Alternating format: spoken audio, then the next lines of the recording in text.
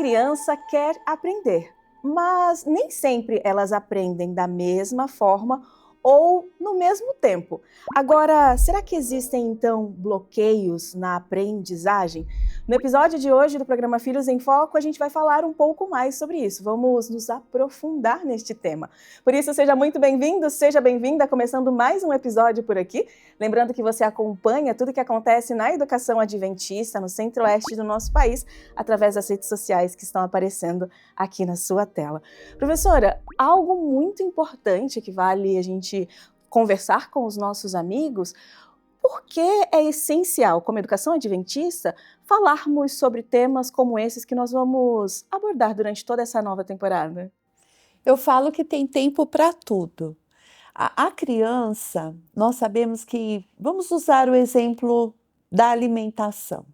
Existe o tempo da papinha, existe o tempo de introduzir o alimento sólido. Por quê? É orgânico. O corpo, ele para assimilar o alimento, existem fases e existem etapas. Na aprendizagem, não é diferente. Nós temos etapas, nós temos momentos para cada fase. E entender como acontece o desenvolvimento é importante, que nós já falamos bastante no episódio anterior. Se você não assistiu, vai lá, assiste. Você vai gostar. E na conversa de hoje, nós vamos pensar um pouco o que poderia talvez influenciar nesse processo de aprendizagem. Ter esse conhecimento, compreender é importante. Porque quando uma criança não aprende, existe também uma carga emocional, existe uma frustração. E às vezes também pode acontecer o contrário. Conforme eu disse, não é hora ainda do sólido, é hora da papinha. É como na educação infantil exigir habilidades e competências que não é para aquela fase. E às vezes a família está tão ansiosa e querendo adiantar algo que não é para aquela idade. Então hoje nós vamos tentar tocar alguns assuntos, lógico que não vamos explorar tudo, mas a gente vai causar uma coceira. A gente vai começar aí a falar um pouquinho desse assunto. Perfeito. E a Ana segue com a gente, a Ana Kelly. É um prazer imenso ter você com a gente aqui no Filhos em Foco.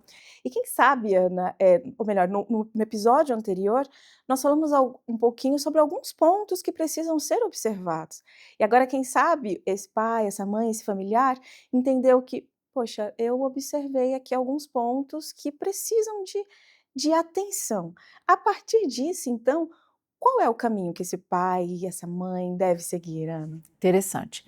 E de fato existem bloqueios que podem ter fundo biológico, existem bloqueios que podem ter fundo emocional, social. A verdade é que tudo que traz disfunção, a gente chama de transtorno aquilo que transtorna mesmo, que traz a disfunção do processo de desenvolvimento, de fato é multifatorial. Mas quando a gente começa a observar a criança, a gente tem medo daquilo que vem de origem biológica. Tem um bloqueio aí. E a gente hoje tem bastante consolidado que existe um grupo de transtornos. A palavra é chata, mas é como a gente se refere cientificamente. Um grupo de transtornos que tem o fundo do transtorno do neurodesenvolvimento. É um grupo bem estudado de circunstâncias, situações, né? Funcionamentos que tem a sua base tanto biológica quanto ambiental, mas o fundo biológico está presente ali. Ele tem algumas características, ele precisa apresentar seus sintomas ou suas características antes dos 12 anos.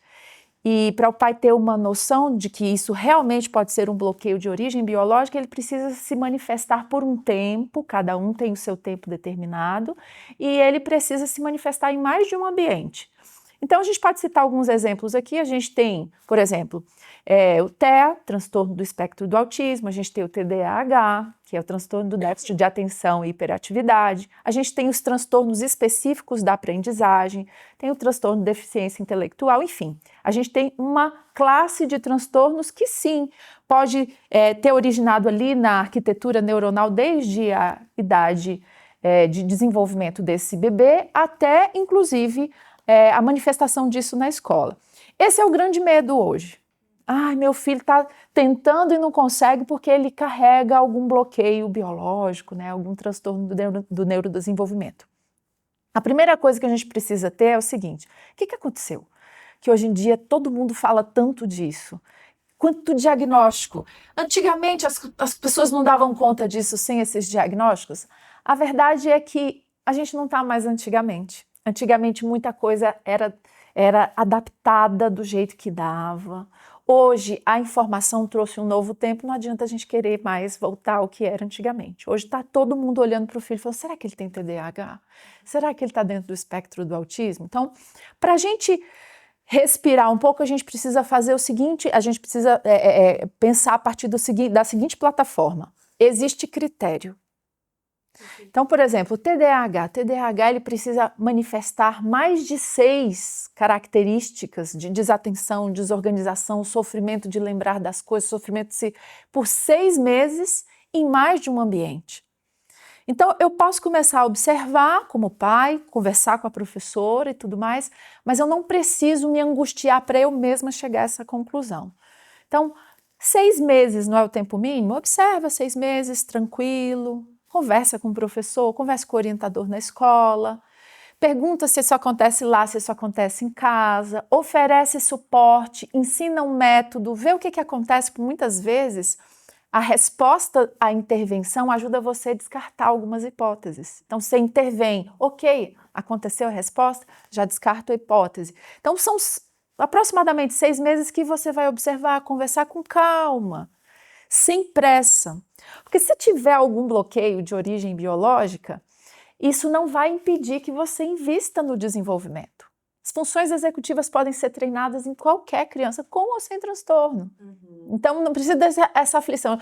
Muito se falou assim: olha, tem que ter intervenção precoce, e isso deixou um certo desespero na sociedade. Claro, a gente tem que observar, a gente tem que pedir uma equipe multi para a gente observar isso junto, existem testes específicos para isso, mas a gente não precisa ter desespero dentro desse processo. Tem critério certinho, não é todo mundo que tem TDAH, não é todo mundo que tem transtorno específico de aprendizagem, e enquanto se observa, vai fazendo as intervenções simples, vai dando suporte, arruma um outro jeito, por exemplo, de apresentar as letras, traz um ambiente mais afetivo e também um ambiente mais desafiador, né? Deixa a criança tentar por um tempo, né? Esse sofrimento que às vezes dá uma agonia na gente, da criança tentando, dê o suporte, mas deixa esse pequeno sofrimento ali de tentar cortar do jeito certo, de tentar ler, de tentar entender, de tentar buscar, enfim. Então, a gente vai falar um pouco disso mais na frente, mas é importante ter calma.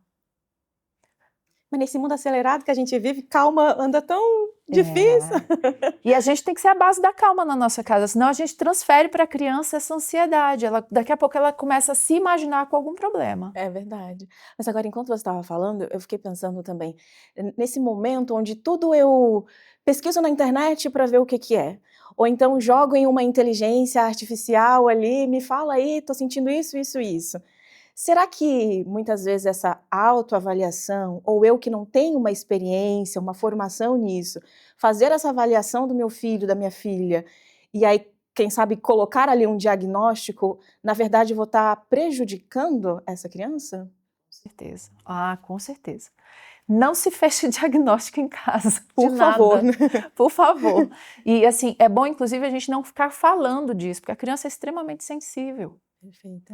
Às vezes você está conversando com um amigo, com uma amiga, e a criança está ali ouvindo. É muito complicado. Então, calma. E se realmente persistir por muito tempo, por mais de um ambiente, com diversos sinais diferentes de dificuldade, de bloqueio e etc., aí começar tranquilamente com uma equipe multidisciplinar, um psicólogo, um neuropsicólogo, né, que é o mais ideal, que os testes hoje são bem organizados, os testes psicométricos, junto com um psicopedagogo, quem sabe um neurologista, precisa excluir algumas outras coisas que a gente chama de gargalo, questões visuais, está dormindo bem? Então, tudo isso, durante esses 6 meses, por aí, essa média de observação, é hora de checar essas coisas também. Às vezes a criança está com pico de glicose, não comeu, ou comeu alguma coisa que faz um pico enorme de glicose, cai esse pico no meio da aula, ela fica agitada. Às vezes essa criança não está dormindo regularmente e a gente já está pensando em transtorno. Então, uma coisa que todo mundo já sabe, confere durante esses 6 meses as intervenções das mais simples e básicas, como dormir todo dia no mesmo horário, a quantidade de horas suficientes, ensino fundamental 9 horas, né? Ensino médio no mínimo, ensino fundamental 2 ali, o Fundi 2, né?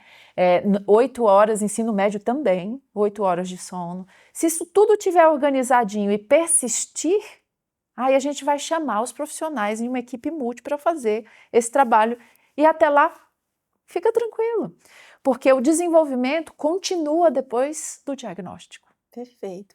E nas escolas nós temos uma equipe preparada também para ajudar o pai, a mãe e esse aluno, professora? Sim, nós temos os nossos queridos orientadores educacionais. Legal. São profissionais que têm todo um preparo. Eles já sabem como abordar a família, quando perceber que algo na aprendizagem não está ocorrendo como deveria. Mas sem fazer um diagnóstico prévio, porque o papel do orientador educacional não é diagnosticar, mas é informar, mostrar, identificar que algo está acontecendo. E algumas vezes, quando analisamos de uma maneira mais profunda, uma maneira multidisciplinar, em alguns casos precisa realmente desenvolver planejamento familiar às vezes. Às vezes, conforme a Ana Kelly falou, é a falta de sono, algumas vezes é a falta de organização, que tempo que faz a lição, em que local faz a tarefa de casa. Por exemplo, se essa criança consegue ler e compreender o que ela está lendo para poder responder. E as funções executivas, nós já falamos em outros episódios, talvez não sei se vai dar tempo de nós abordarmos aqui, mas muitas vezes também precisam ser desenvolvidas como suporte para a aprendizagem, condições para a aprendizagem. A escola, nós passamos poucas horas com a criança. Nós procuramos, lógico, desenvolver muitas questões, mas existe uma parceria em casa. E em casa, esse planejamento do tempo, essa organização da alimentação, essa questão de filtrar se a criança está comendo muito açúcar, se não está. Então, tudo isso é, sim, extremamente importante a família estar aqui, juntinho com a gente. Perfeito. Agora, muitas vezes, a dúvida desse pai é: poxa, mas o meu filho, ele tem ido bem em matemática, português, nas matérias ali, mas parece que ele anda tão desmotivado, parece que tem alguma coisa acontecendo, eu não estou entendendo, não estou percebendo. Será que isso tem alguma coisa a ver com algum bloqueio, por exemplo? É preciso ter uma atenção em relação a isso também? Que assunto é a motivação, né? E é interessante que onde a gente tiver motivação, a gente tem dopamina, e onde tem dopamina existe uma predisposição biológica ao aprendizado. Olha o cenário. A motivação ela muda ao longo do tempo. Por exemplo, no Fundamental 1, a motivação da criança tem muita relação aos laços afetivos. Ela não tem noção de futuro. Então, as recompensas são afetivas. É muito importante a relação da criança com o professor ser uma relação legal, mas é muito importante a relação familiar ser uma relação afetiva. Os estudos mostram que a principal motivação da criança nos primeiros momentos da escola é o pai, a mãe, são os adultos ao redor. Que coisa, né? Tão simples. Então, às vezes eu vejo um pai e uma mãe conversando, né? Às vezes amigos e tal, falando do futuro. Olha, você tem que estudar para você. A criança não é capaz de visualizar isso no Fundamental 1. Ela está fazendo em função daquilo que ela percebe no ambiente dela. Aquela harmonia, aquela descoberta, os olhos brilhando dos pais ao redor, ela mesmo descobrindo, percebendo que entendeu? Já no Fundamental 2, existe uma construção de uma mudança dessa motivação.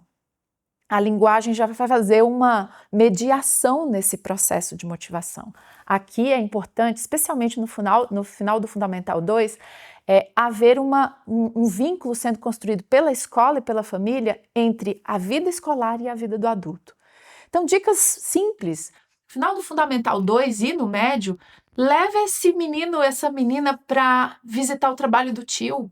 Legal. Leva ele para passar um dia, um período no hospital, num fórum, numa gráfica, enfim, lugares diferentes, no ambiente de jornalismo. E ali ele vai começar a ver o vínculo entre o que ele estuda e o mundo adulto. Às vezes é tão distante o estudante do adulto.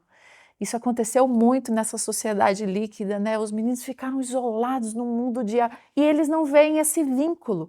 Aí no Fundamental 2 e no médio, a gente precisa agora acrescentar esses pontos onde ele mesmo começa a fazer uma antecipação, emprestando ali a experiência dos adultos que vivem com ele. Aí ele já começa a imaginar, se eu fosse jornalista, se eu fosse professor, se eu fosse... E aí ele vai começar a fazer esse vínculo e perguntar para esse adulto, como foi que você chegou aí? Eu fiz o vestibular, eu fiz isso. Então a motivação muda. Mas em todas as situações, o jovem precisa estar mais próximo do adulto. Você sabe que foi esse distanciamento que aumentou o tamanho da adolescência. Esse distanciamento do jovem do adulto, do estudante do adulto. Então, a motivação, ela acontece assim, de diferentes maneiras, mas nesse convívio perto. Isso é muito importante. Demais, demais. Eu fico assim, aflita porque o nosso tempo passa muito rápido. A gente precisa fechar mais esse tema. No próximo episódio, a gente vai continuar com uma conversa muito especial. Nós queremos continuar essa conversa com você, educador, com você, familiar também, mas a nossa gratidão também, né? Por esses educadores que olham com amor e com carinho para esses alunos, e a esses pais também que olham com amor e com carinho. A gente tem falado muito aqui durante o programa sobre observar, sobre passar tempo, sobre ouvir também, acho que isso é muito importante, as crianças e os adolescentes. Mas no próximo episódio, você já sabe, seu espaço aqui também vai ser garantido, nós queremos a sua ajuda e a sua participação. Mas se esse episódio fez a diferença para você, não se esqueça, compartilhe também com todos os seus amigos para que mais pessoas tenham acesso a esse conteúdo preparado com tanto carinho. A gente se encontra no próximo episódio. Até lá!